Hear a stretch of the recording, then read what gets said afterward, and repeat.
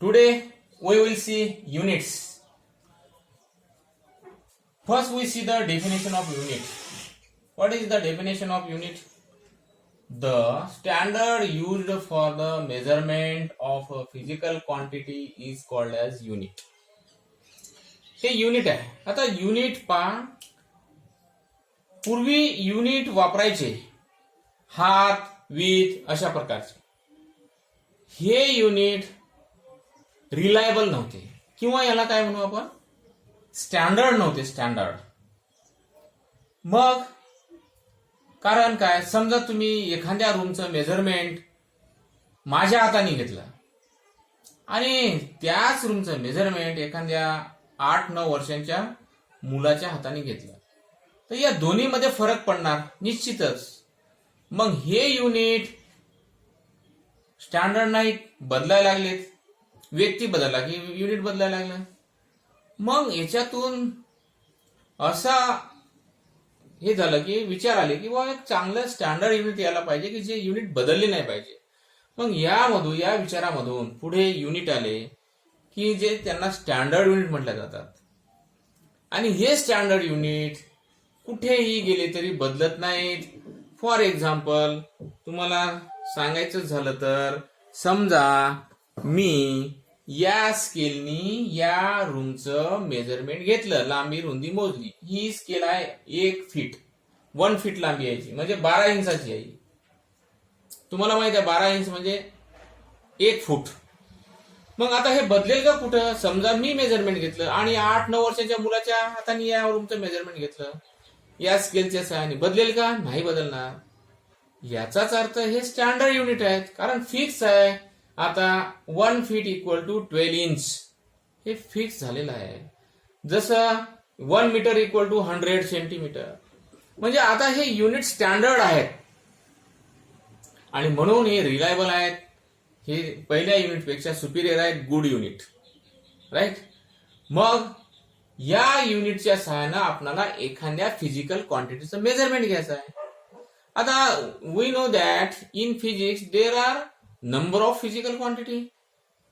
भरपूर physical quantity, length, mass, time, volume, temperature, pressure, work, power, magnetic flux, like this, conductivity, current, right. मग आता समजा आपल्याला एखाद्या फिजिकल क्वांटिटीचं मेजरमेंट घ्यायचं आहे. समजा we say that a 10 kilogram mass of an object is 10 kilogram. एका ऑब्जेक्टचं मास किती आहे? 10 किलोग्रॅम. आता mass is measured in kilogram. मासचं युनिट काय? किलोग्रॅम आहे. Kilogram is the unit of mass and object mass आहे 10 किलोग्रॅम. समजा तुम्ही एका दुकानामध्ये गेले आणि दुकानदाराला मागितली 10 किलो शुगर. मग त्याने दिली 10 किलो शुगर. काय केलं त्यांनी? पहा, युनिट मध्ये काय होते? मासचं युनिट आपल्याला माहित आहे किलोग्रॅम, राईट, 1 किलोग्रॅम. आता तुम्हाला 10 किलो शुगर घ्यायची आहे. A physical quantity, a measurement of a physical quantity compared with that physical quantity with the accepted standard unit. काय करतो आपण? ह्या फिजिकल क्वांटिटीचं म्हणजे ऑब्जेक्टचं म्हणजे शुगरचं तुम्ही काय करता? कंपॅरिझन करता. कोणासोबत? त्याच्या स्टँडर्ड युनिट सोबत. तुम्हाला दुकानदार काय करेल? एका बॅलन्स मध्ये युनिट असेल 10 किलोग्रॅम, दुसऱ्या बॅलन्स मध्ये काय असेल? शुगर असेल. तो एवढी शुगर टाकेल की बॅलन्स सारखं होईल. बॅलन्स सारखं झाले की तो तुम्हाला म्हणे हे 10 किलोग्रॅम. आता तुम्ही म्हणाल बरोबर आहे, तुम्ही मान्य कराल, तोही मान्य करेल 10 किलोग्रॅम आहे. पण त्यानं जर अंदाजानं दिली असती तुम्हाला शुगर, तर तुमचं समाधान झालं असतं का? नाही. आणि दुकानदाराचं समाधान झालं नसतं. म्हणून आपल्याला युनिटची गरज आहे आणि प्रत्येक each and every physical quantity can be measured in their units. त्यांना every physical quantity having its unit, right. हे झालं युनिट. मग हे युनिट आता आपण म्हटलं की पूर्वीचे युनिट हे स्थळ काळ परत्वे बदलत होते. तुम्हाला उदाहरण दिलं मी. आताचे युनिट बदलत नाहीत आणि म्हणून या युनिटला आपण काय म्हणतो? Standard unit. मग या स्टँडर्ड युनिटचे what are the good requirements of this standard unit. Now we can see the good requirements of standard unit. Good requirements of unit. Good requirements of unit. आता ह्या ठिकाणी पहिला the unit should be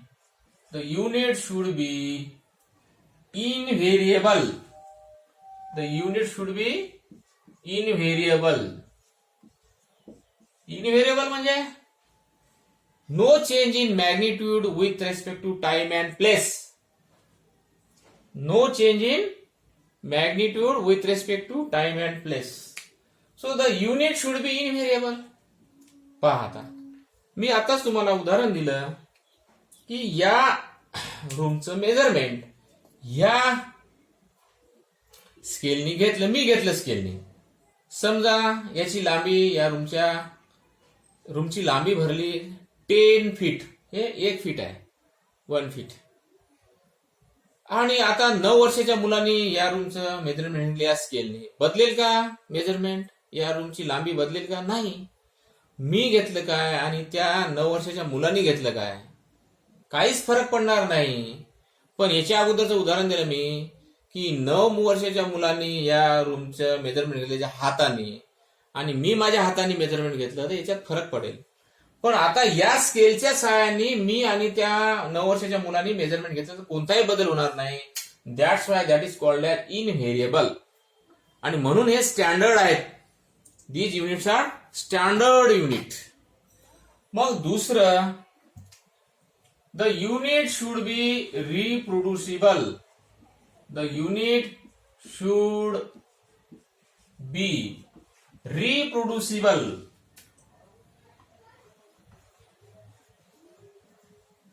Reproducible. हे unit we can easily copy to it. या युनिटची copy करू शकता तुम्ही. आजचे युनिट जे आहेत ते तुम्हाला माहित आहे. एक मजेशीर एक्झाम्पल देतो त्यानंतर दुसरं एक्झाम्पल देतो. तुम्ही समजा आपल्या आठवडी बाजारामध्ये गेले तर भाजीपाला विक्रेता असतो आणि नेहमीचे भाजीपाला विक्रेते असतात म्हणजे त्यांना बागवान म्हणतात. असे जे लोक असले तर त्यांच्याकडे सर्व वेट असतात जसं की अर्धा पाव वगैरे वगैरे. पण एखादा कसा शेतकरी आहे त्याच्याकडे सिजनेबल असतो धंदा त्यांचा. कधी भाजीपाला असतो मग ते भाजी घेऊन येतो बाजारात. त्याच्याकडे वेट नसतं. त्यावेळेस तो काय करतो? पटकन काय करतो? त्या शेजाऱ्याचं वेट घेतो आणि आपल्या भाजीचंच वेट बनवतो. तेवढी भाजी एका बॅलन्समध्ये दुसऱ्या बॅलन्समध्ये आपणाला द्यायची भाजी. समजा त्याच्याकडे पाव किलो नाही 250 ग्रॅम हे नाही आहे तर तो काय करतो? दुसऱ्याकडून 250 घेतो. तेवढी भाजी एका बॅलन्समध्ये आणि आपणाला देण्याची भाजी एका बॅलन्समध्ये तेवढीच देतो.